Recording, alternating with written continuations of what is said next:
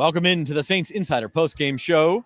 I'm Zach Ewing with Jim Derry, live here from Caesars Superdome after the Saints' 20-13 loss to the Arizona Cardinals. And a tough one, Jim, a competitive game for the Saints in the opener of the Kellen Moore era, the opener of the Spencer Rattler era for however long that lasts. And a pretty good game, just one where the Saints could not quite make the big play they needed at the end. Yeah, you know, for Saints fans, I will say this. Let's start with the positive. I think there are definitely reasons to be encouraged going, you know, it's one game. Obviously, you don't take too much away from a first game. Tomorrow we'll both be on the air. We don't want to have overreaction Monday one way or the other, but there are definitely positives from this team. I thought the one main positive was that they showed fight for 60 minutes. There were times when you and I both said we thought the game was over.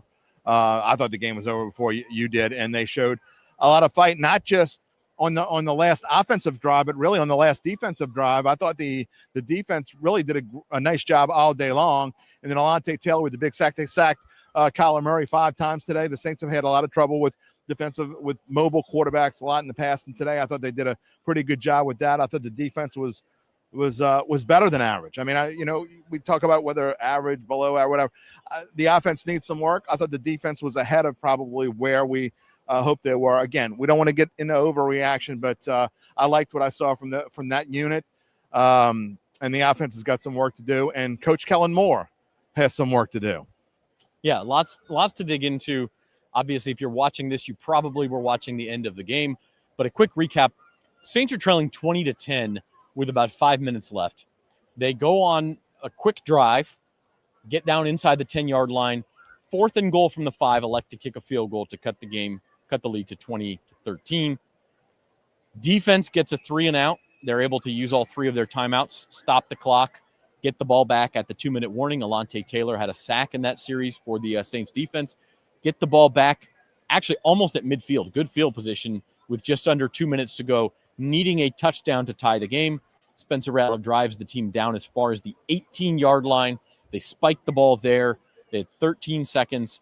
And from there, 3 shots. The first one, actually a throw that was short of the end zone. If ball gets caught, the game's over. If it had been caught, they would have had about 9 seconds to get up there and spike the ball. It would have been very close to see if they could have done it. But that falls incomplete. Then with 9 seconds left, best chance they had was the 3rd down play to Juwan Johnson. Juwan Johnson goes up in the air, appears to come down with the ball initially, but it pops loose as he hits the ground as he's hit. I mean, there's a big collision. And that brings up 4th down. And on 4th down, it was like a corner route to Chris Olave, and Rattler overthrew it, threw it out of bounds on that play. So, 3 chances. One of them was close to, I guess, making it a 1-point game, and then we would have had the discussion, did the Saints go for 2 there? But ultimately just couldn't come up with that one play. Yeah, and before this comes up, because it's going to come up, and I've seen it in social media already, anyone who wants to make blame Juwan Johnson for the Saints losing that game is incredibly insane. First of all, had he made that catch, it would have been a phenomenal. I mean, it wouldn't have been good. It wouldn't have been average. It wouldn't have been good. It would have been better than great. It would have been phenomenal. I get that's what he's paid to do, but the fact that the Saints had only scored 13 points at that point, if you want to blame Juwan Johnson for this loss, you probably need to check yourself. How about the offense just in general was dinking and dunking?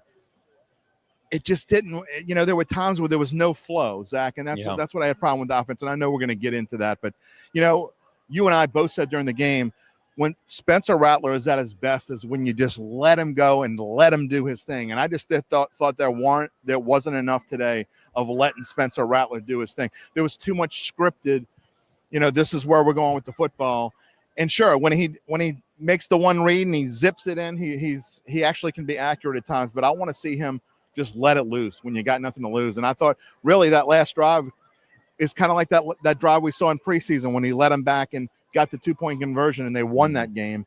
Tied the game against Jacksonville. I thought it was a similar thing. You just let him go and he's a better quarterback. And I wish I would have seen more of that throughout this game today. Yeah. The only place I'll push back is that I think that the Saints really had a lot sort of not necessarily scripted for Spencer Rattler, but they were pushing the easy button for him. They were giving him easy reads. They were the first half. Yeah, trying to let him not have to make a lot of decisions, just quick decisions, throw the ball. No doubt. And it honestly, in a lot of ways, it worked. The Saints had over 300 yards of offense. I know that's not a lot, but it wasn't terrible. It wasn't like they got shut down, and they didn't have a turnover. So if you had said that before the game, you go, okay, I think we'll take that. The Saints, I think, only punted the ball maybe 3 times.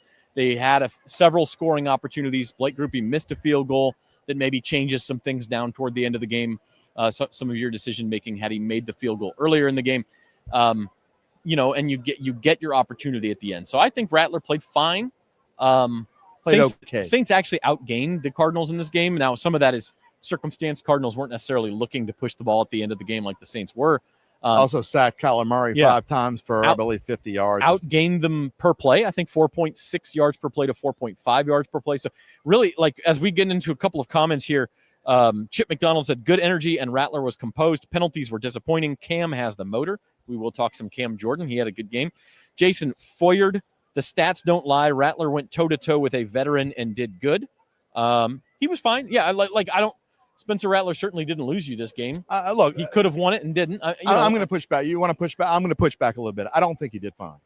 What were you expecting? I thought he was at best average, okay. Which I guess in this scheme of where we've been talking about, fine. They could have the number 32 quarterback room after one game. He was just okay. But to say he was good, you can't legitimately say he was good today. I thought, and this is what I'm going to do when I go home. And I always watch, especially during regular season, not so much during the preseason. When I go home, this is what I'm going to be looking for when I rewatch this game.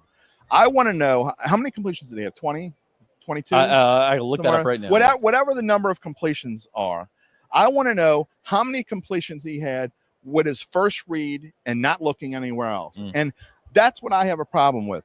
That's part of the scripted thing that we talked about. And you're trying to make it so he doesn't make mistakes. 27 of 46, actually. 27 completions. I would be willing to bet, without knowing, I wasn't counting, but I would be willing to bet at a bare minimum, 23 of them went to the first, and I'm not exaggerating. I would be willing to bet. I would bet real money right now. Give me an over-under of 22.5. I'm betting over 22.5 the number of passes he completed to his first read without even thinking about looking in somewhere else. And this is not a very good defense. This is an okay defense that they played today. This is just an okay defense. 13 points against an okay defense. You got San Francisco coming in here next week. You go to Seattle on the road 2 weeks from now, which is a pretty good defense, or actually maybe even really good, and you're going on the road, and then you play Buffalo. So this was their best chance to win. And I'm not even blaming Spencer Rattler as much as I hated we got raps on Spencer Rattler. They came into this game almost like it was a preparation. Let's put a coat on him. Let's not let him do too much. And why not let him do too much? If you want to see what he can do, I mean, that's what this is. This is, look, it's a tryout. And they just didn't do enough. I don't want to turn this into the Spencer Rattler decision time hour, but he was fine. He had no touchdowns. He had no turnovers. He had 218 yards passing. He had about 30 yards rushing. He was fine. You score one touchdown, that's not good. And ultimately the Saints did not quite do enough as a team. K. Lois G says the most positive thing was seeing Olave back in the game after that hit. Olave got beat up a couple times 100%. In this game and kept coming back, so that was a good sign. Taylor DeMarco, Saints lost game because of 10-plus penalties. Way too many. I think they had 9, actually. But I agree with that as well. A lot of penalties. The Cardinals actually had a lot of penalties. There were a lot of penalties on both sides in this game. Saint for Life says Saints run defense needs help. We can talk a minute about the defense. It is actually funny if you look at passing yards versus rushing yards. Arizona only had 130 passing yards in the game. You mentioned all the sacks. Yeah, that's very good against a veteran quarterback. But they allowed 146 yards on the ground. They allowed 5.4 yards per rush. Yeah. I mean, Arizona did grind up yards on the ground. One of them, too, Benson had like a 50-yard run. So, again, you can't do that. No, I'm not excusing it. I'm not giving him an excuse. In no way, shape, or form am I giving him an excuse. I think the defense overall played you want to talk about average or whatever. I think they played a very good game. Again, you talk about not having success against mobile quarterbacks. I thought for the most part they handled Kyler Murray, kept him in check, kept him confused. I thought he was confused a lot today, especially on that third down play where Alontae Taylor got the sack. He didn't know where the pressure was coming from, and Taylor was in on him before he could even figure out what was going on. So I thought the defense was very good today. I was impressed with them. No, I agree with all that, and I just think based on what reasonable expectations were for this game, the Saints were fine. What we expected, right? Now my question if going you go forward to our is, scores, I mean, I think they're close to both you of our said 20 to 16. scores. It was 20 to 13. I said 24 to 19. I had a slightly Pretty higher close. scoring game, but we were, the betting line was anywhere between 5.5 and 6.5. It ended 7, but obviously clearly could have been 4 or even closer than that. So that everything was sort of right on line with what we expected. My question for you is, season long, you picked, I think, the Saints to go 4-13 this year. Has your expectation changed after seeing them be competitive in week 1? No, because I think this whole season is going to be one long figure out what the hell we got kind of season. It's not a season that Saints fans are used to, and frankly, not one that we've even seen them have in forever. I mean, even 2005, which was a disaster, it wasn't intended to be a see what you have season.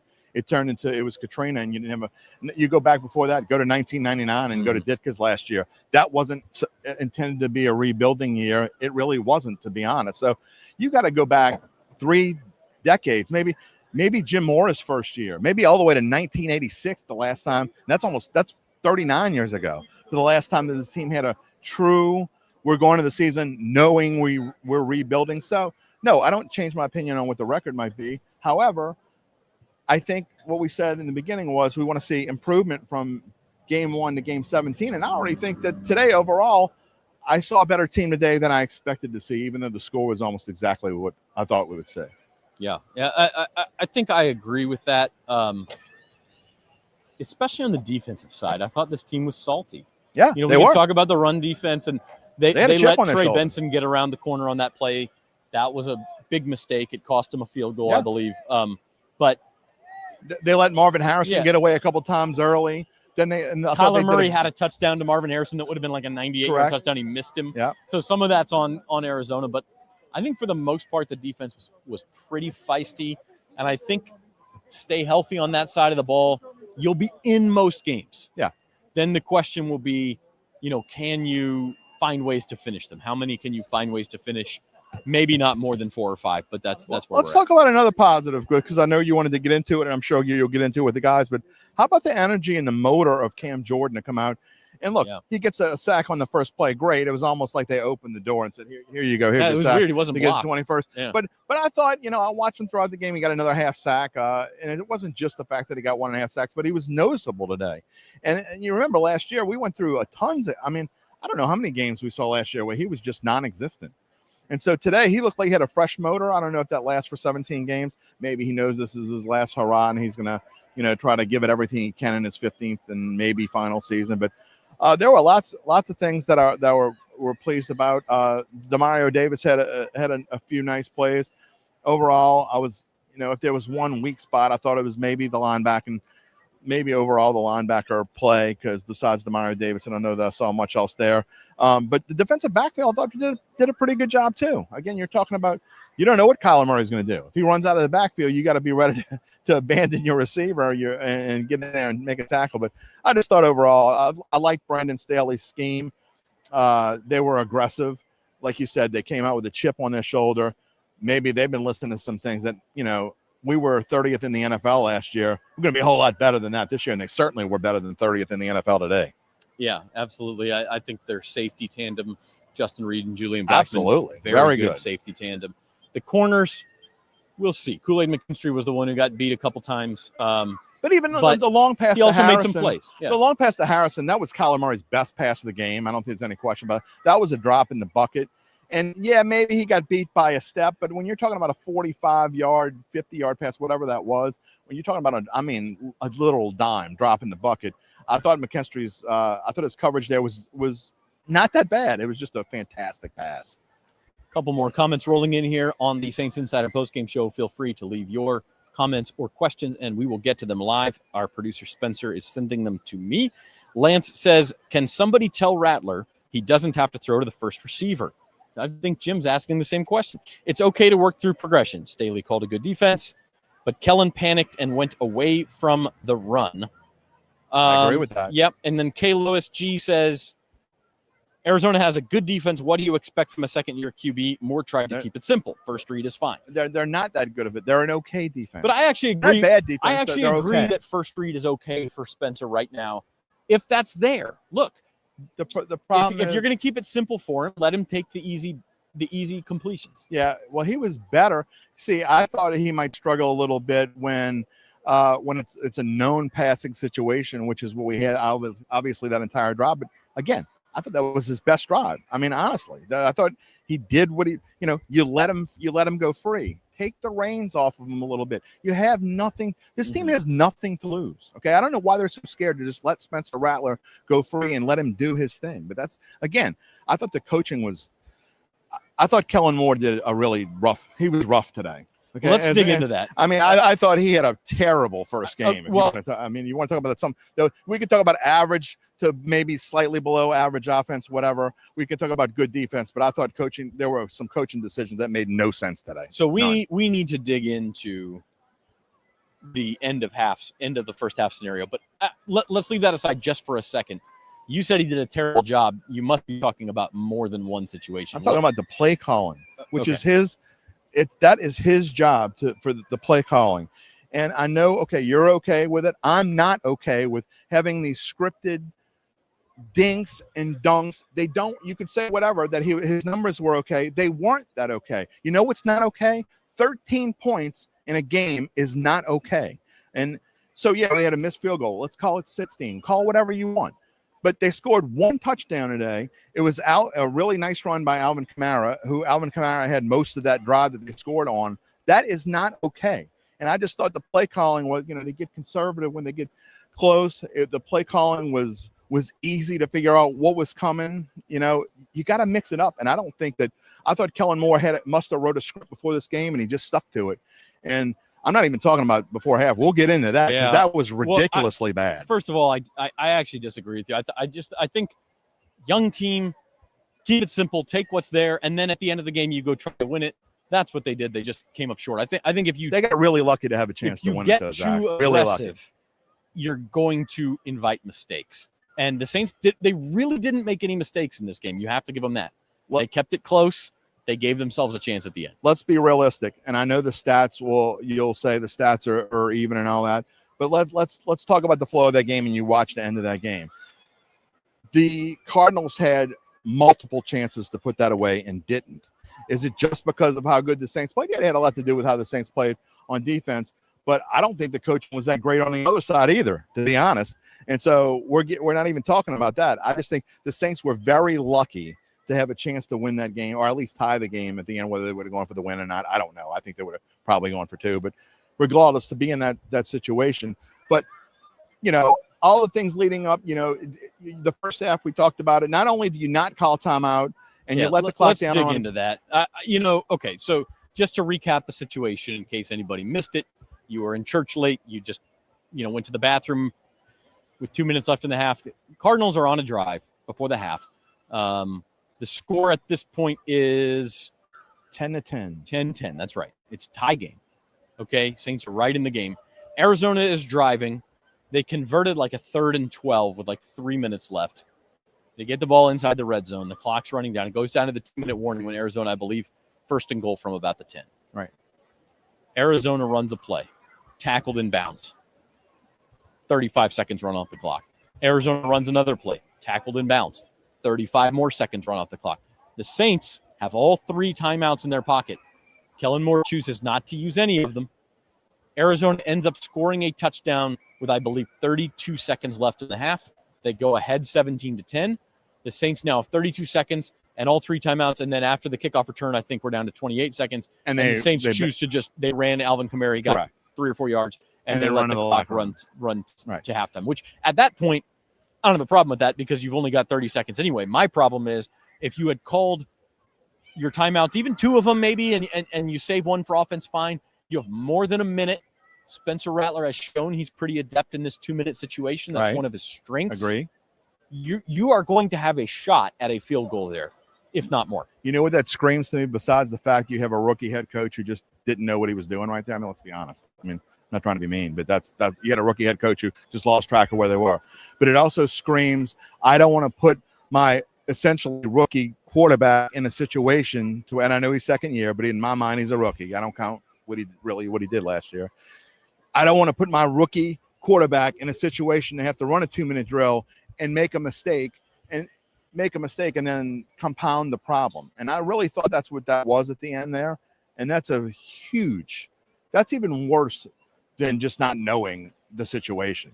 But to me, that's what it's great. You can't be a head coach in this league and not know that you're supposed to call timeout there. Everyone on even the social media dummies knew that you're supposed to call timeout. My 10-year-old who plays Madden, correct. He knows that you save time for. My daughter doesn't know football, and she knows that you're supposed to call timeout. Let's go back. There's even only further. one explanation. Let's go back even further. Opening coin toss. Saints win the toss, and they defer. Why do you defer? You defer for that exact situation because you might have a chance. It doesn't always work out that way, but you might have a chance to steal an extra possession at the end of the half. And they had one. And you had the perfect opportunity. You have a minute to a minute and a half to get a possession in before halftime. Then you get the ball first out of the second half. Instead, they gave that right up. They got stopped on the first drive of the second half. Arizona gets a field goal. All of a sudden, it's 20-10, and you're chasing the game that was tied. If the Saints had a lead in that point, I still would have had a problem with it. But I wouldn't have had it much. You understand. I wouldn't have had as much of a problem. You're like, here I am with this young team. Let me get to the locker room with the lead. And Exactly. Yeah. So I wouldn't. Again, I still would have had a problem with it. You still don't waste that opportunity right there. But at least you would have understood it.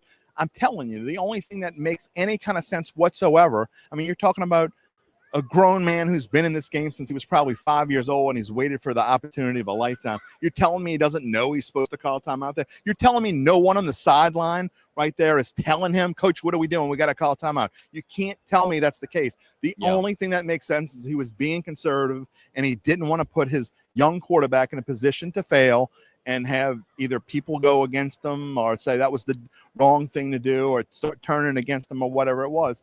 And I agree with you 100%. The best thing I've seen Spencer Rattler do this entire, not just this year so far in preseason and last year, the best thing that I've seen him do is when you let him go and that 2 minutes and that the O-line, don't think me. He is Bull Durham. He is fantastic at that. And when it just goes, just go. And he's best at that. And who knows what happened? Let's say you call a couple of the timeouts and you go in, you have a minute and a timeout left to go on. Call offense one. There. Yeah, or even call one.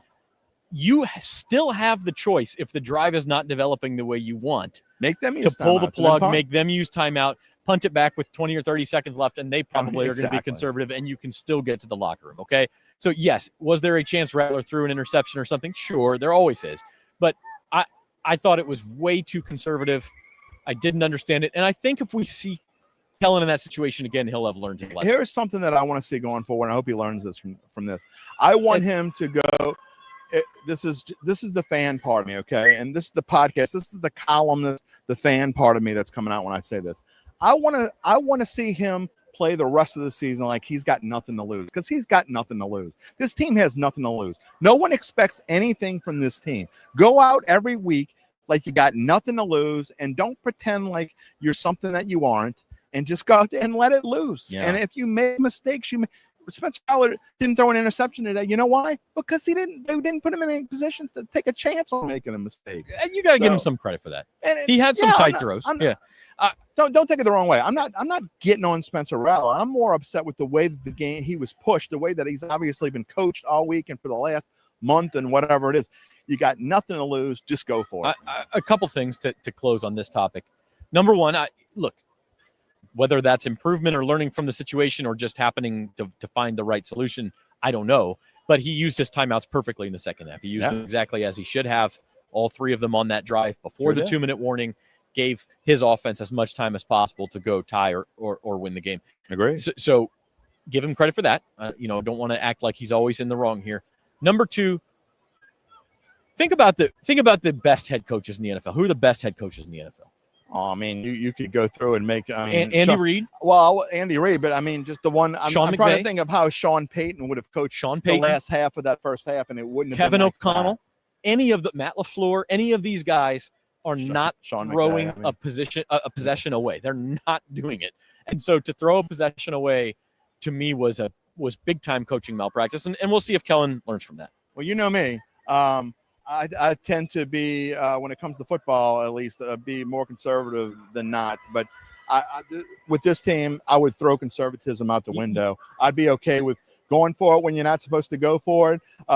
letting your quarterback do things he's not supposed to do, and just letting things fly, man. Just let it go and have fun. You still have the opportunity to pull the plug if you don't like the way the offensive drive is going. I just don't know why you would. Maybe he'll learn. It was just a brain fart. I mean, that's really what it was. Maybe it'll change going forward. A couple more comments here. Hakeem Bati, we're going back a little bit here. My boy Hakeem. Hakeem says Kool-Aid needs to tackle better.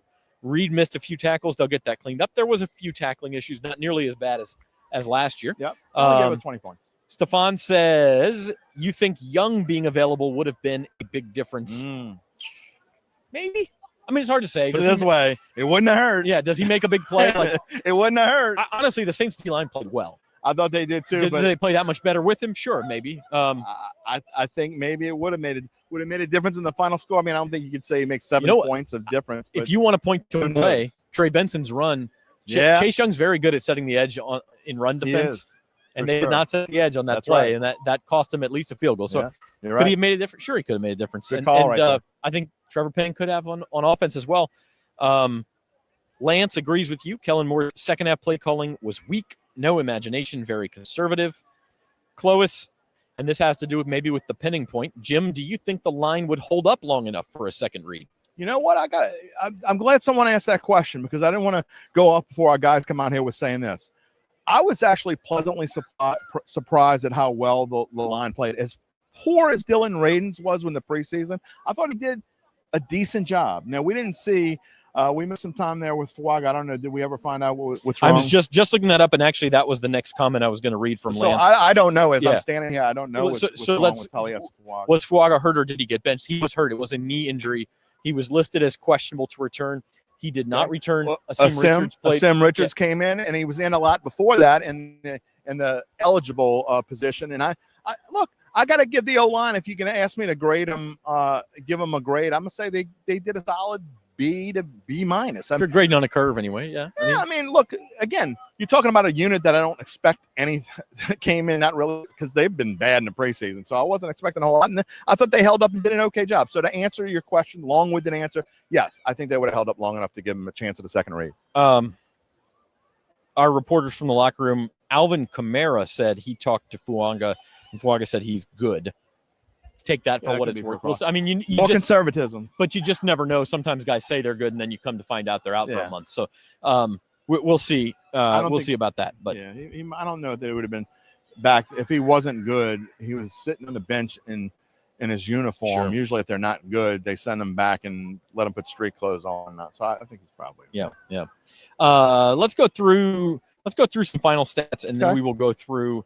Maybe a few out-of-town scores, some interesting things around the NFL as we wait for our guys. What happened in the Bucs-Falcons game? In the locker room. The Bucs win that one. Falcons missed the field goal at the end.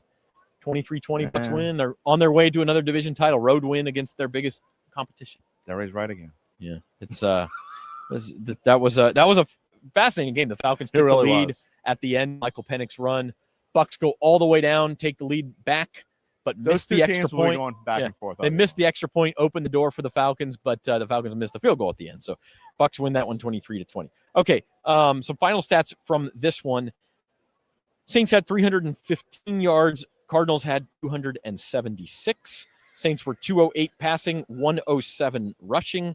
Cardinals were 130 passing, 146 rushing. Penalties. I apologize. Whoever said the Saints had more than 10 penalties, you were right. I was looking at the Cardinals had 9 penalties for 54 yards. Saints had 13 penalties for 89 yards. That's absolutely unacceptable. A lot of pre-snap stuff. Looking at the individual stats, Spencer Rattler, 27 of 46 for 214 yards. Rating of 70 Rating of 70, not good. No touchdowns, no picks, no fumbles. He was sacked only once. Rushing, Alvin Kamara, only 11 carries. So they're kind of keeping his pitch count down. It's going to be all year long. 45 yards and the touchdown.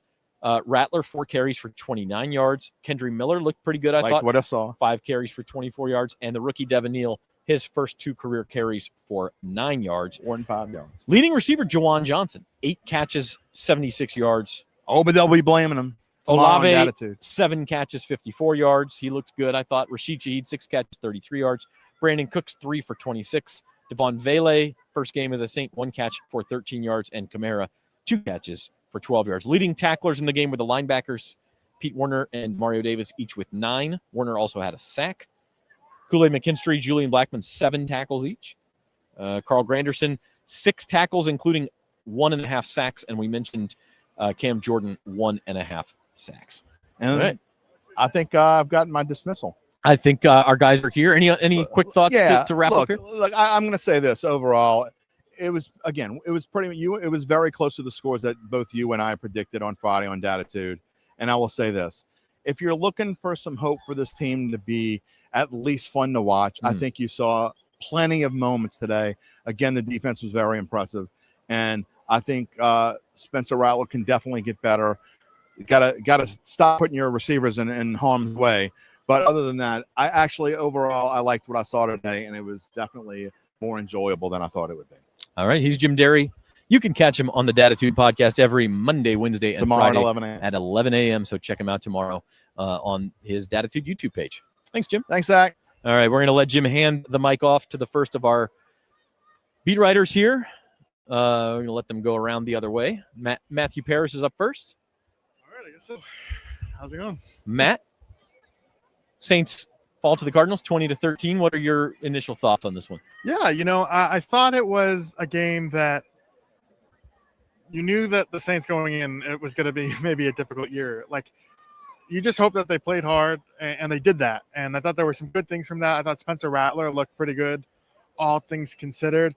I thought overall, there's going to be some growing pains into this season. That includes Kellen Moore. Mm-hmm. And I think not calling timeouts at the end of the first half, I don't know how much you guys talked about that prior to this. We chewed him out a little bit for that. Yeah.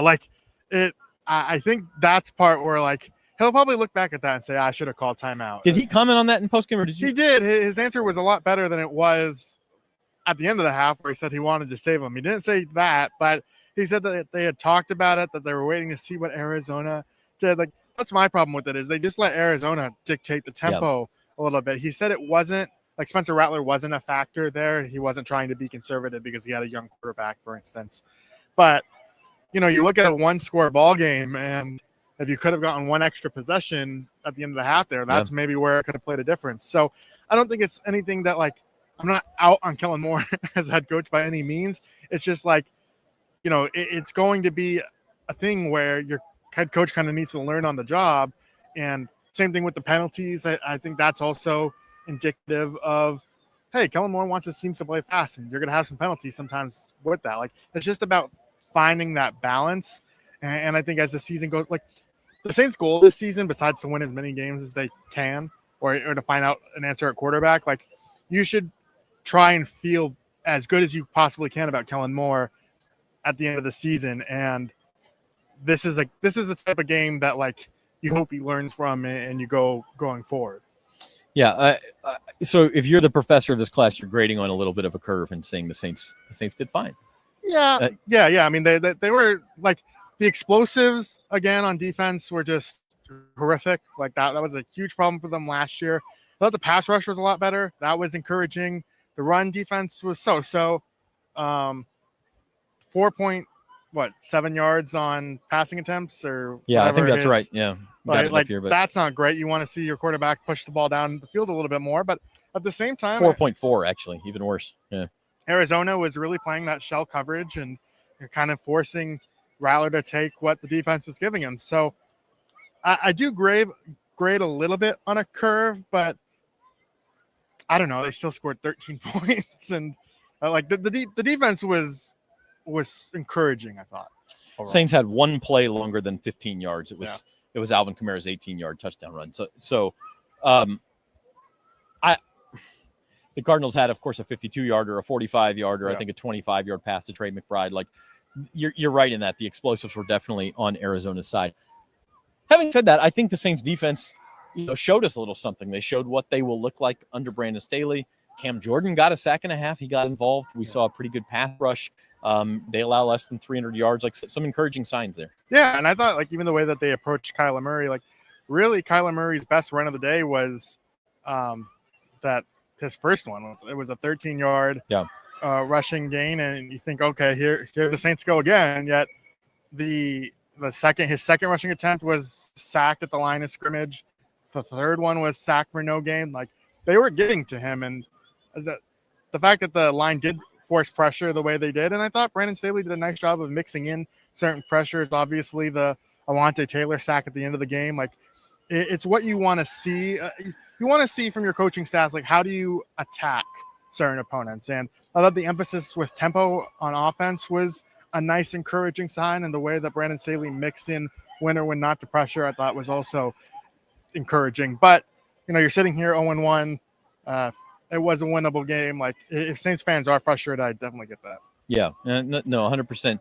The situation at the end of the game, 3 straight incomplete passes. One of them was just shy of the end zone. The last one was kind of overthrown. Really came down to Juwan Johnson's play. It would have been a pretty incredible catch had he come down with it. It would have. I mean, Spencer Rattler had to put it high. That's kind of how the defense was dictating the coverage. That was the spot it needed to be. He made it there. I mean, that's what you paid Juwan Johnson for, and he wasn't able to. Like, that's, to me, the little bit surprising thing about that sequence, Zach, was Devon Bailey not being out there. You add another guy, like, the ball went to Juwan Johnson because he was the tallest guy out there. Right. If you had another tall guy out there, would that have made him cover both of them? Yeah, like, it's Brandon Cooks was out there, and I thought Brandon Cooks had a solid game. It was just like that to me is why you make the Devon Bailey trade, and then he wasn't out there. It was a little surprising. Yeah, absolutely. Okay, final thoughts, Matt, as we head into week 2 here. Yeah, no, I mean, we're not talking about a quarterback controversy, right? Like, it's Spencer Rattler did enough to, keep this job for a little bit longer. I thought the offensive line played pretty well, all things considered. The Talis Fuaga went down with a knee injury. That wasn't good, but Awesome Richards held his own there. It's just a matter of, like, how do the Saints approach it from here, and do they run the ball more? Because I think that's going forward, like, going to be a bit of a key for them. They averaged 4.9 yards per carry, which was good, but they just need to stick with it a little bit more. Yeah, I think they had less than 20 rushing attempts, if I'm right at 20 maybe. Yeah, something like that. Yeah. All right, he's Matthew Parrish. You can read his work at NOLA.com/Saints, and we'll let him pass the baton here to our other Times-Picayune beat writer. That is Luke Johnson. Both dressed better than I did today. Well, it's a low bar. Status quo. Okay, yeah. All right, Luke, same question for you overall. Have you changed your season-long expectations for this team based on this game? That played out almost exactly the way I was expecting. I think I said 20-16 in my preview for this game, and Blake Grupe makes a it would have been if he field made goal. a 37-yard field goal. So, look, I think that's kind of the team I was expecting to see. They were feisty defensively, but kind of limited offensively.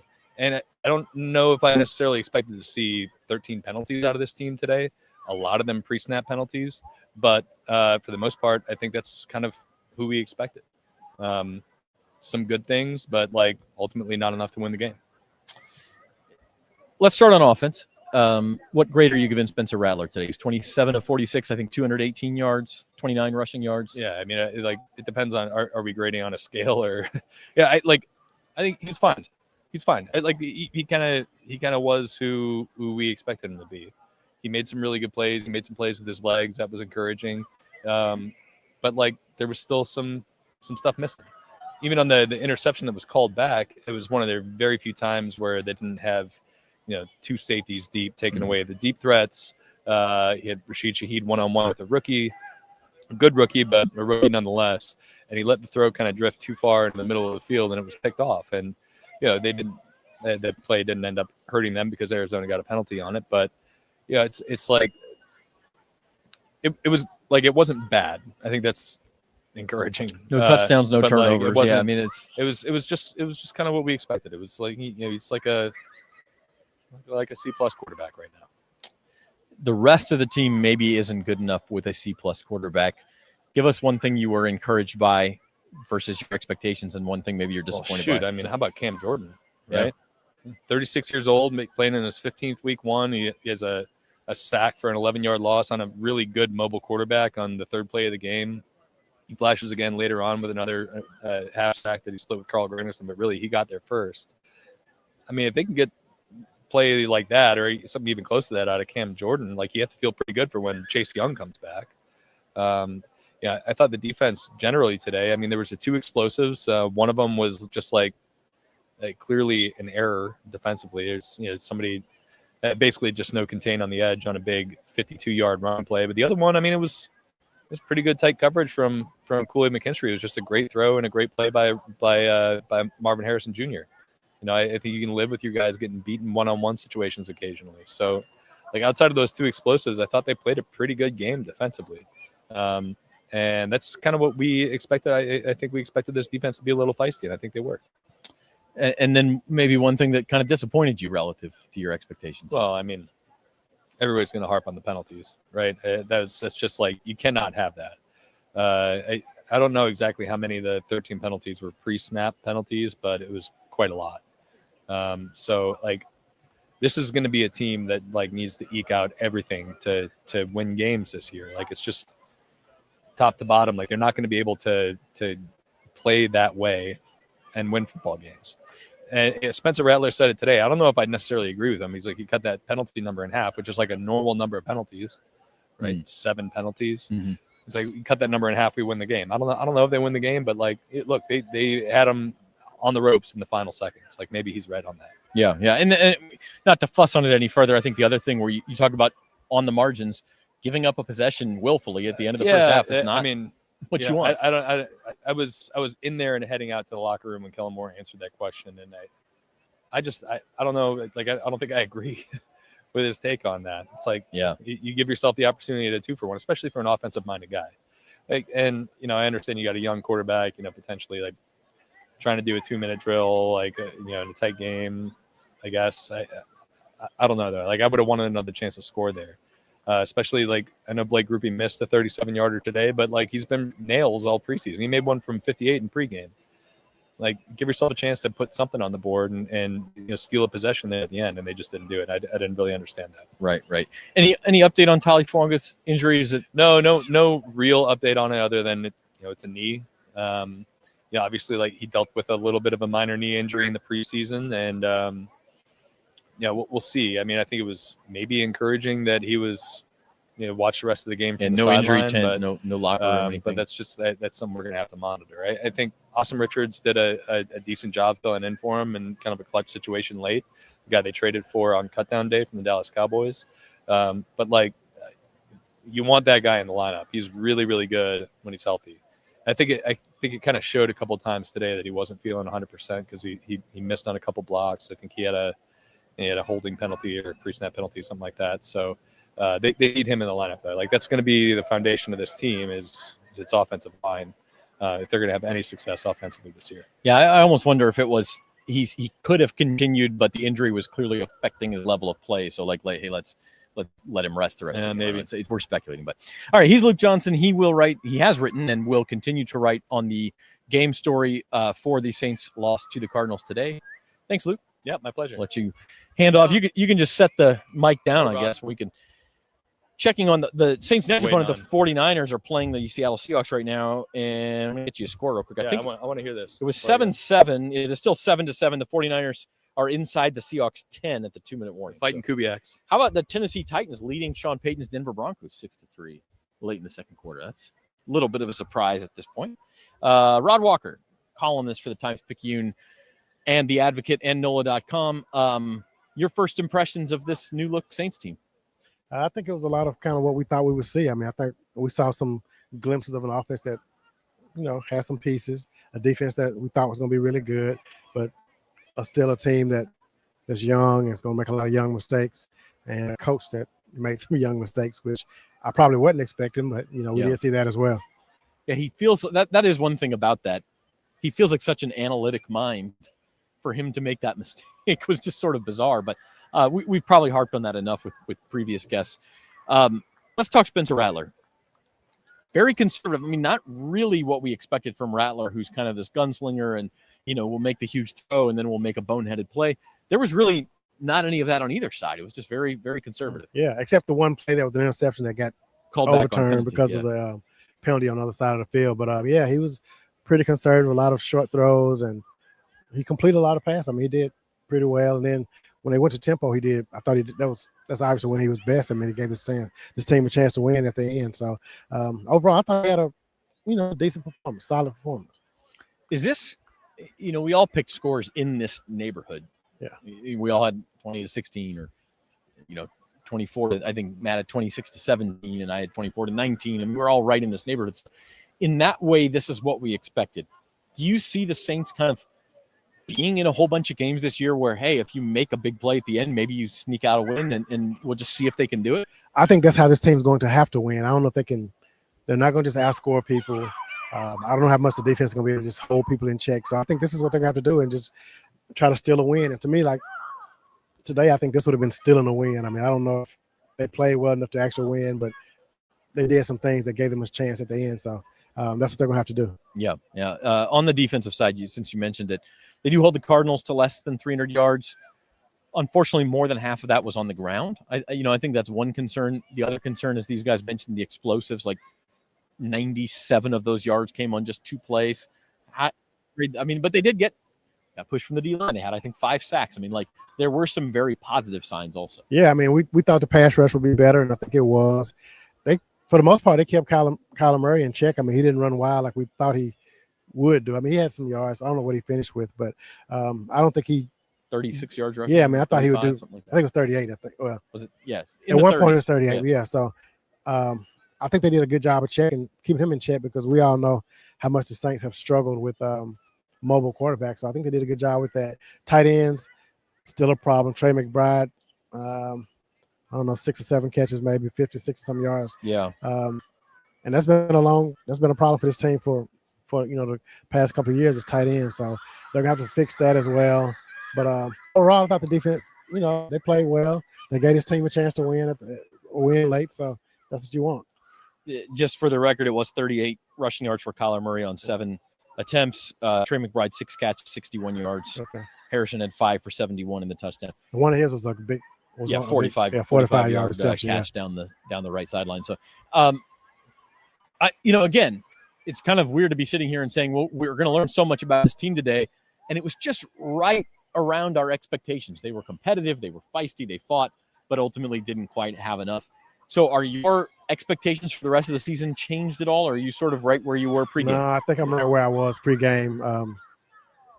I think this is the kind of opponent, like I said, that you probably could have snuck a win against, but I think the schedule obviously gets tougher the next 3 weeks with San Francisco, Seattle, and Buffalo. I don't see them winning any of those games, to be honest.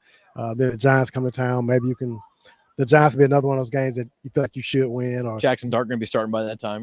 Maybe so. We'll see. You need to get that one, and maybe the Patriots after that. But yeah, I don't know if my expectations went up any. I mean, this team, for them to be good, like a lot of things will have to go right. Like everything's gonna have to like just fall in place for them. And I just don't know if they're there because the penalties are just going. I don't think that's going to stop. I think they're going to continue to be a team that's heavily penalized, and they just can't afford to do that kind of stuff. They did take care of the ball today, which is good.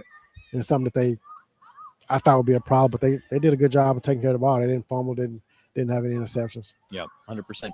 All right, he's Rod Walker, columnist for the Times-Picayune and Advocate. We'll let him go get to writing and bring on our last guest. That will be Advocate, Times-Picayune columnist Jeff Duncan. Thanks. Saving the best for last, man. Some might say that. Would you saving the best for last? I don't know. Are the 49ers just showing up now? Is it they ready for next week's 49ers game? are about to kick a field goal to take a 10-7 lead in Seattle, but wow, they still got to fly down here. That's coming up next. Let's open generally. What were your impressions of the Saints in Week 1? Well, it was almost exactly the way I think we all thought the game would play out. I mean, very rarely does that happen. Yeah, we're not right this often, but no, this week we were. It was almost exactly the way I thought the game would be played. Kind of a low-scoring defensive battle, even though they scored a lot early. But look, I think there were some signs of reason to be encouraged with the way the team fought. I mean, obviously it's Week 1; they're not going to quit.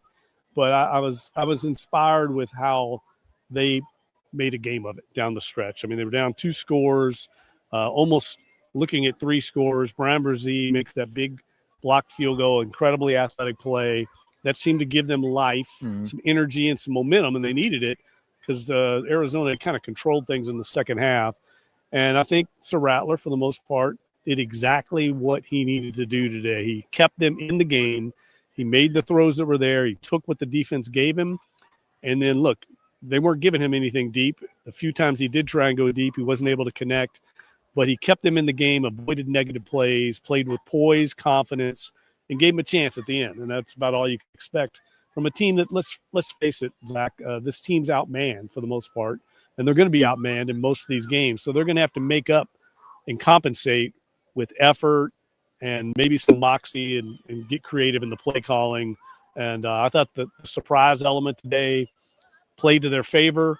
I think they had Arizona on their heels a little bit with the tempo on offense.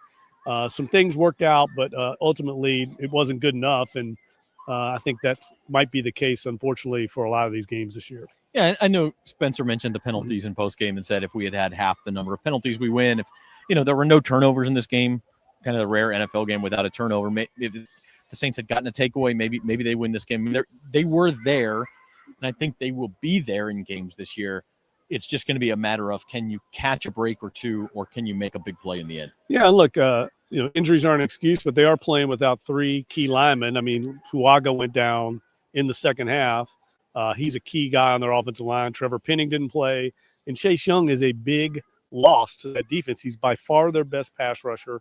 And you could see they missed him today. They didn't get a lot of pass rush. I know they ended up with 4 sacks, but it felt like there were a lot of times where Kyler Murray had time to operate and was able to break containment and get outside. But overall, I came away a little more encouraged than discouraged, even though it was a loss. Yeah, absolutely. Do you think Rattler threw 46 passes, completed 27, which is a lot, but only 4.4 yards per attempt, 216 yards. Was this Kellen Moore being conservative and saying, let's just, press the easy with him? Was this the defense Arizona was playing? Was it both of those things? What went into that? I think it was exactly what you said. I think it was both things. He said afterward they played shell coverage the whole game almost, really forced things underneath. That's why you saw him going underneath the Juwan Johnson a lot, taking what the defense gave him. And then the few times he did get some opportunities, he went deep and got one picked by Will Johnson. They were fortunate in that they got that play called back on a defensive penalty that wasn't involved in the play. He tried to connect a couple other times down deep. I thought Arizona had good coverage. So I thought he made really good decisions for the most part. I didn't really see him make any bad decisions for the most part. And so that's encouraging. Now, everyone's going to have tape on the Saints going forward. That element of surprise is going to be gone. People are going to be ready for that tempo.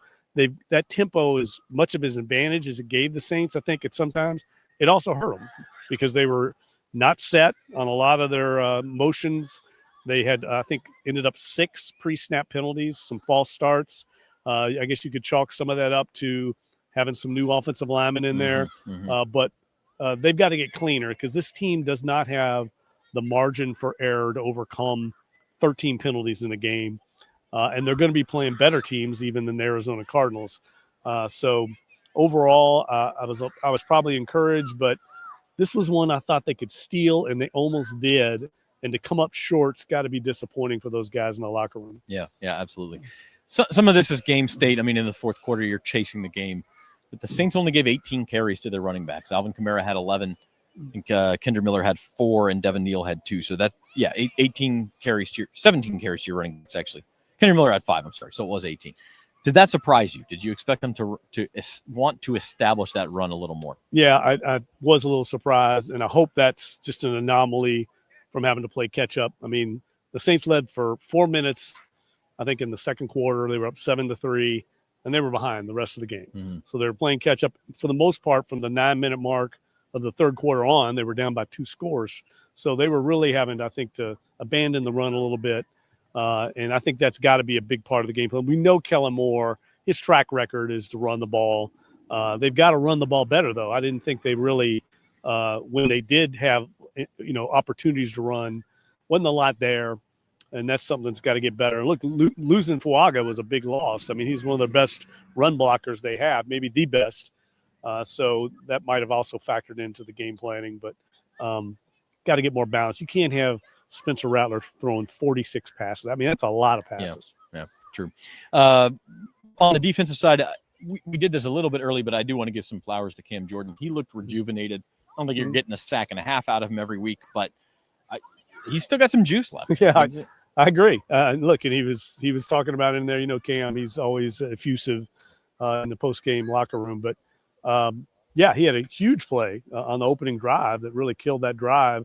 And he also was active in space. For a guy at his age, it's pretty remarkable to see him still be productive. I mean, he's one of a handful of guys left from that 2011 draft. And to see him still out here making plays. when they needed him to, frankly, because he was supposed to be a rotational player at this point in this season behind Chase Young and Carl Granderson. He ends up being thrust into the starting lineup, and he responded very well. And I think that's inspiring to his teammates. I mean, he's a team captain. He's the old head out there on the defense, and to be making big-time tackles for loss, things like that, those are drive killers. And if he can continue to do anything close to that, I think the Saints will be ecstatic.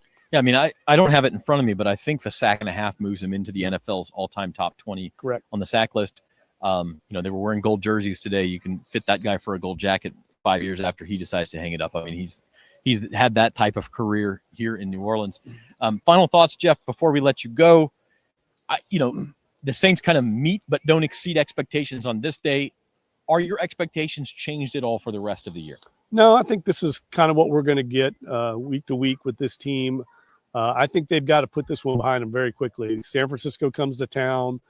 They have a big game on the West Coast against Seattle in the division. I think you catch them at a good time. They're going to have to travel across the country after a big divisional game, and that's a team that's beatable. They're not the San Francisco 49ers of 3 years ago going to the Super Bowl. This team is beatable, but the Saints have to get healthy. They've got to get Chase Young back and get this dome. I thought the dome was a factor today. It caused some problems for the Cardinals. They've got to get this environment. They need every little intangible advantage they can get because they're not going to out-talent people. They're going to have to win on executing better and maybe get some breaks along the way. Didn't get a whole lot of breaks today either, I didn't think. But I came away encouraged, Zach, and you can see there's buy-in right now with the coaching staff and Kellen Moore, and that's be important for them going forward. All right. So that's going to do it on this postgame show. Cardinals 20, Saints 13 is your final. We thank you for joining us on this postgame show, and we'll be back with a regular Saints Insider episode on Wednesday. By the way, the 49ers apparently missed the field goal they had, and the Seahawks got one instead. So it's actually Seattle ahead 10-7 at halftime of that one as we continue to track some scores around week one in the NFL. With that, we'll leave you. Our cameraman was Norman Bell today. Our producer was Spencer Urquhart. And my guests were Jim Derry, Matthew Paris, Luke Johnson, Rod Walker, and, of course, Jeff Duncan. I'm Zach Ewing. Thank you for watching the Saints Insider postgame show.